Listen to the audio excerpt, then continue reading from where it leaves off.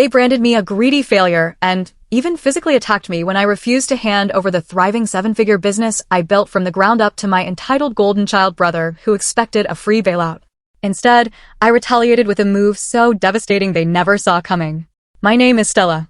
I'm 28 years old, and for the past 5 years, my life has revolved around the Daily Crumb, the little bakery and cafe I built from scratch. It's not fancy, just a cozy corner spot with a few tables, the warm scent of cinnamon and fresh bread always in the air. Every brushstroke on the walls, every perfectly baked croissant, every late night spent balancing the books, that's all me.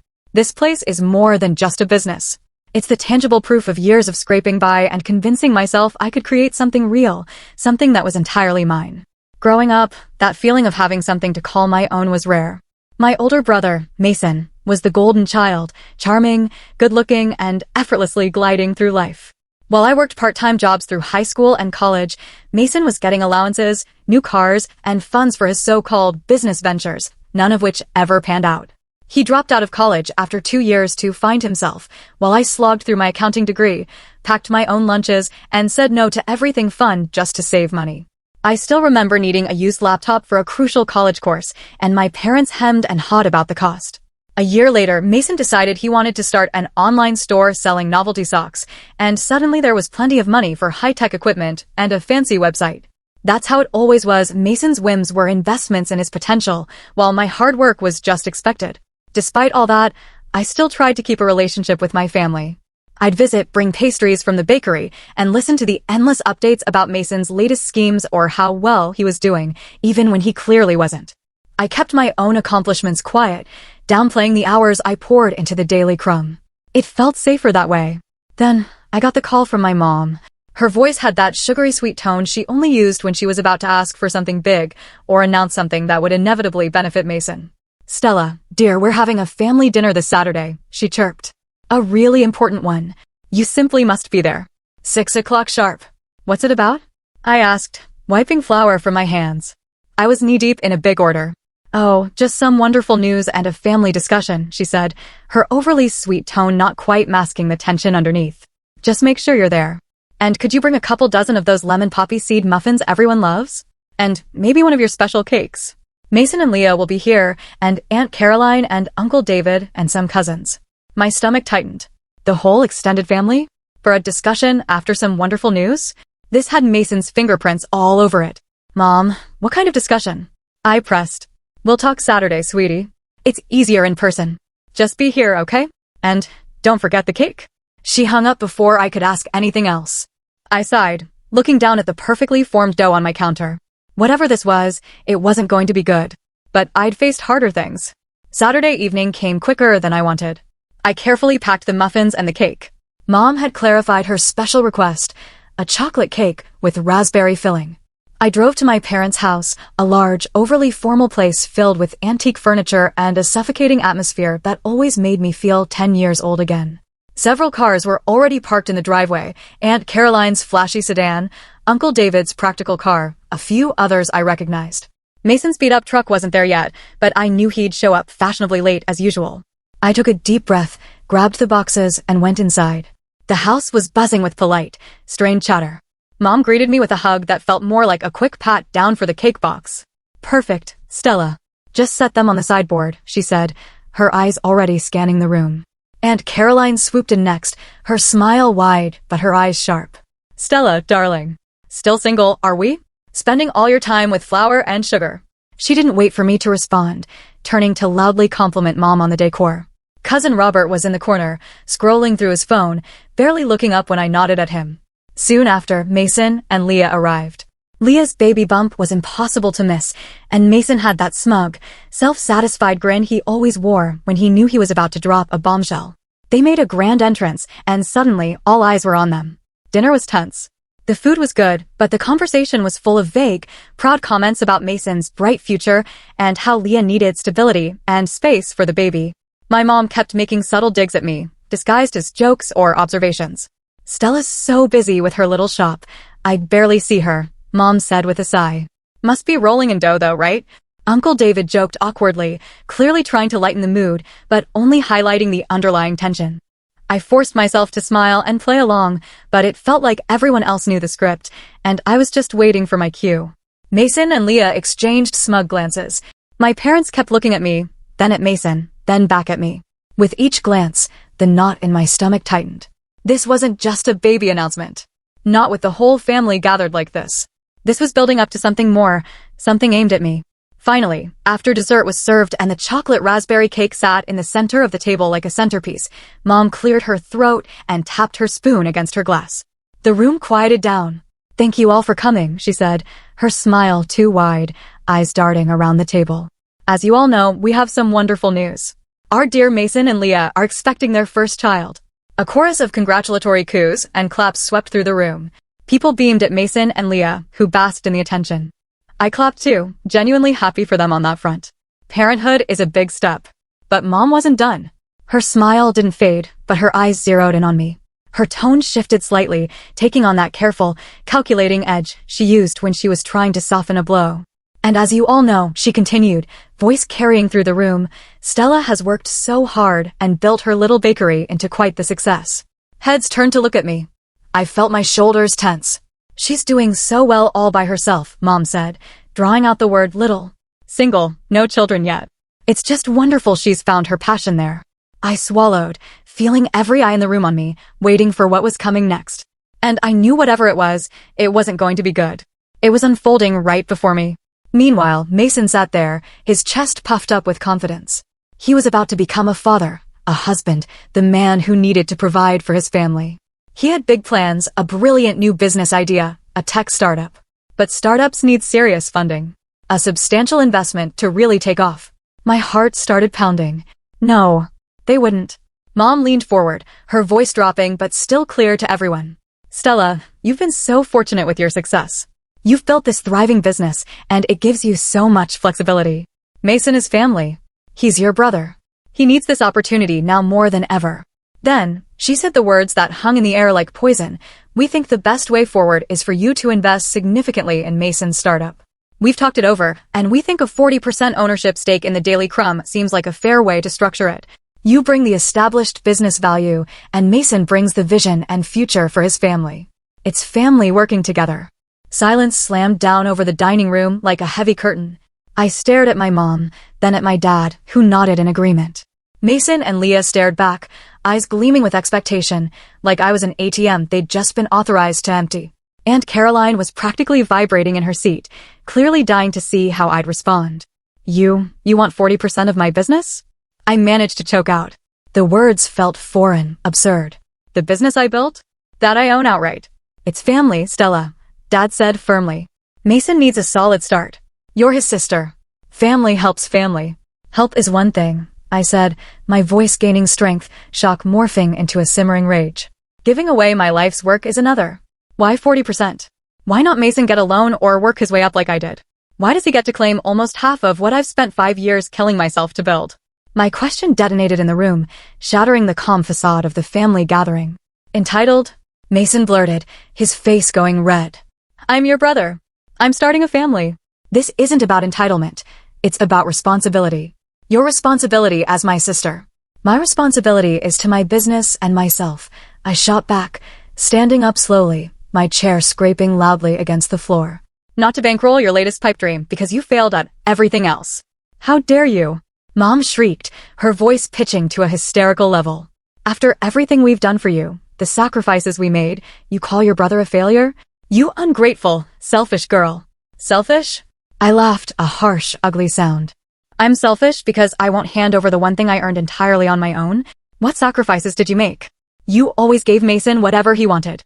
I was the one who sacrificed, who saved, who worked while he was finding himself." Relatives started murmuring, some openly siding with my parents, calling me ungrateful. Aunt Caroline shook her head dramatically. "Such an attitude. Always so difficult." Leah spoke up, her voice calm but dripping with venom. "It's really sad, Stella, that you value money over family, especially your brother's future with a baby on the way. Some people just don't know what's important." "I understand exactly what's important," I said, my voice trembling with fury. "I'm being asked to hand over everything I have because someone else feels entitled to it, and I won't do it. That's when it happened." Mom's face contorted with rage. Her eyes darted around the table, landing on the serving dish of hot gravy.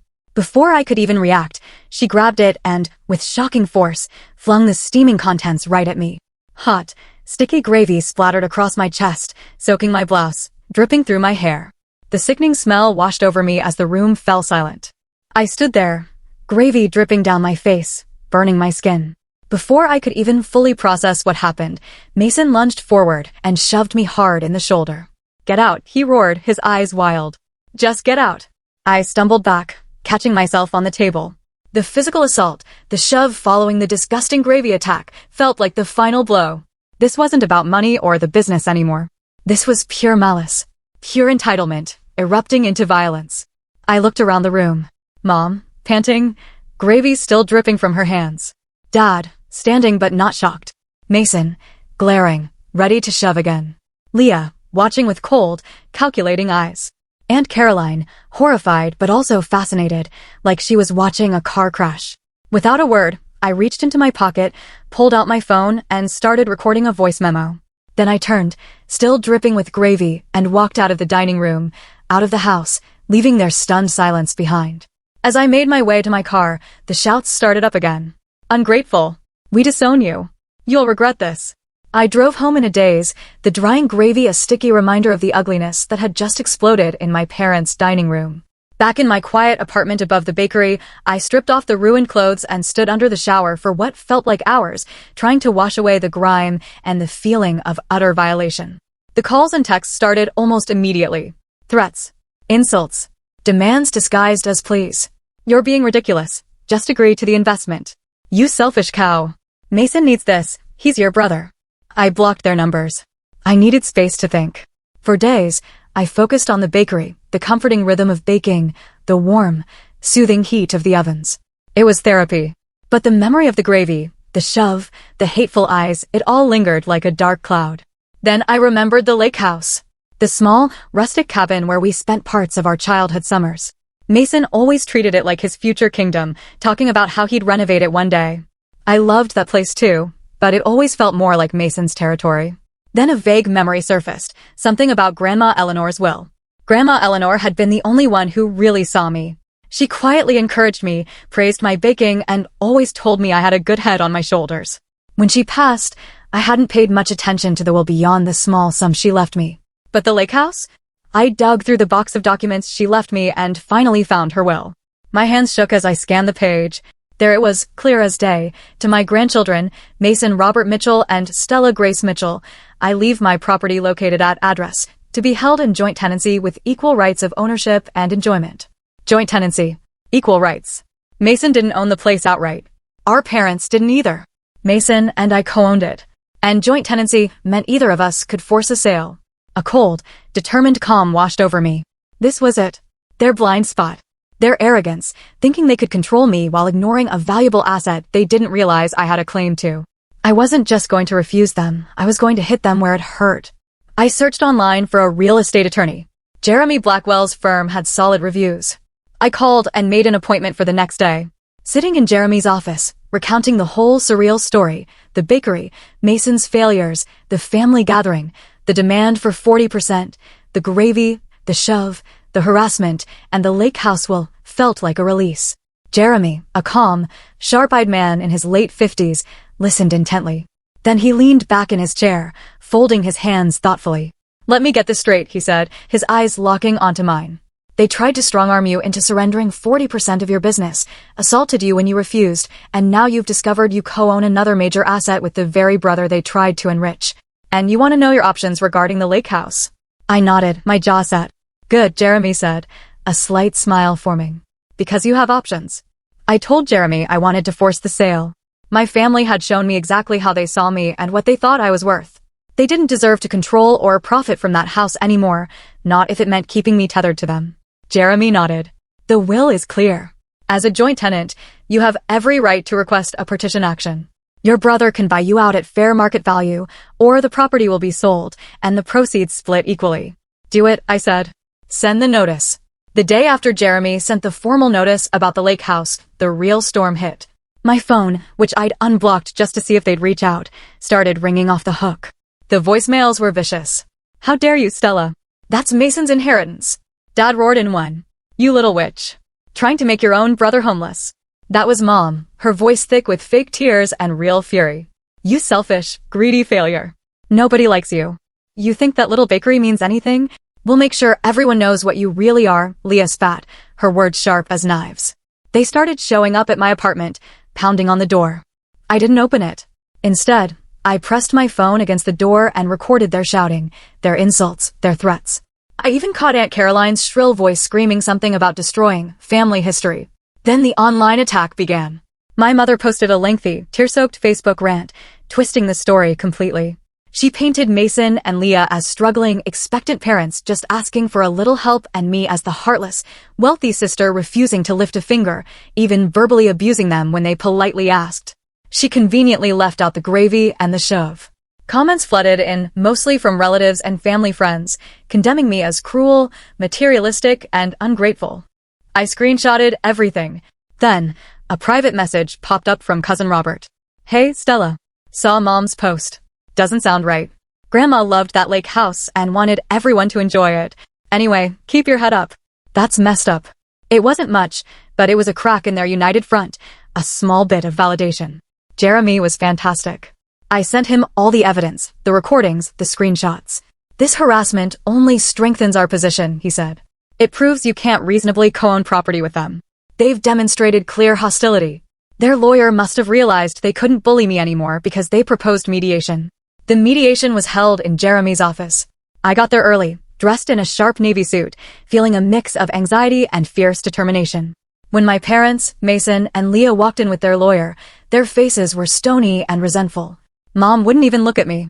Aunt Caroline wasn't there, thankfully. Their lawyer spoke first, trying to frame the lake house as a purely sentimental asset crucial to Mason's future family, painting me as unnecessarily cruel for wanting to sell. Then Jeremy took over.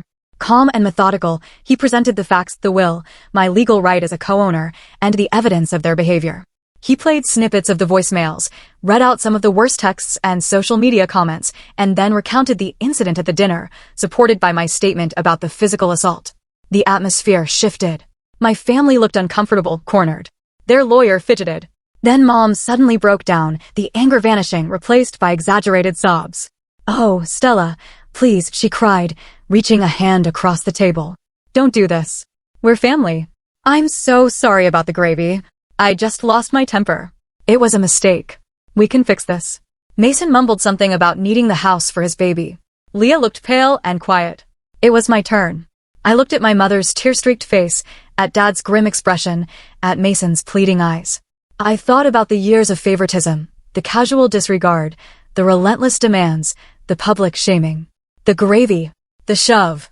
It wasn't just about the gravy, I said, my voice steady and clear. It was about everything. You spent my whole life telling me I wasn't quite as good as Mason, that what I did wasn't as important. You tried to take my business, the one thing I built entirely on my own. And when I said no, you attacked me, humiliated me, and tried to turn everyone against me. I paused, taking a breath. Grandma left that house for us to share as equals. But you destroyed any chance of us ever enjoying it together as a family. You showed me exactly where I stand. You valued Mason's perceived needs over my basic right to dignity and ownership. You made it clear that family, to you, is just a resource to exploit. I glanced at Jeremy, then back at them. The house will be sold. That's my final decision.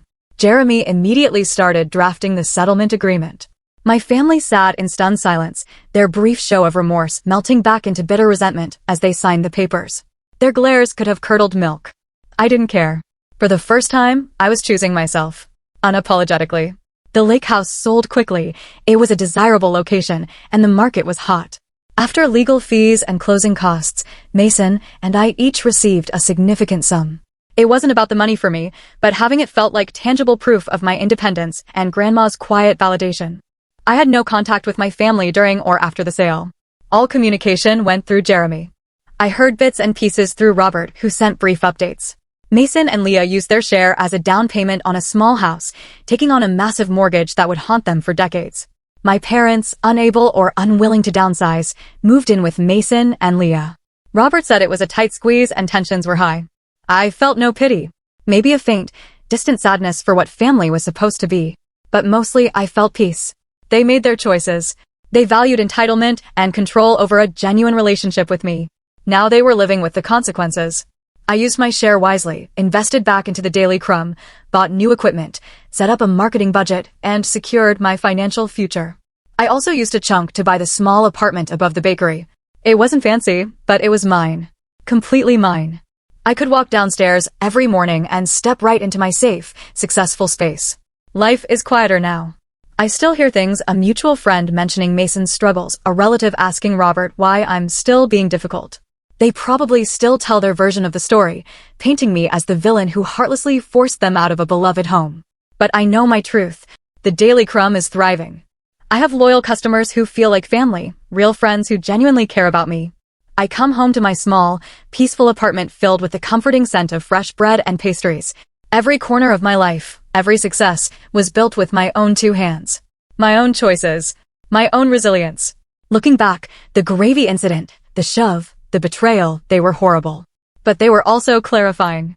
They taught me that some people, even family, will treat you like an object to use or discard if you don't fit their narrative. They taught me that standing up for yourself and protecting what you've built isn't selfish, it's survival. I didn't just gain money from the lake house sale. I gained freedom. Freedom from expectations, from manipulation, from a lifetime of being second best. My phone stays mostly silent now. No apologies. No attempts at real reconciliation. And that's okay. I have my bakery, my home, my financial security, and finally, my peace of mind. Months passed. The bakery thrived, and so did I. The Daily Crumb had become a staple in the community, a place where people came not just for pastries, but for connection. Customers shared stories over coffee, laughed with me about my latest experimental croissant, and congratulated me on the new equipment, the freshly painted walls, the little improvements that hinted at my quiet success. It wasn't flashy, but it was mine. Completely, undeniably mine. One Saturday morning, as the sun poured through the front windows, I noticed a familiar face standing outside. Mason. He was alone, his hands shoved deep into his pockets, shoulders slouched. He looked thinner, older. The baby must have been born by now. For a moment, I considered ignoring him. But something in his eyes, tired, almost desperate, made me pause.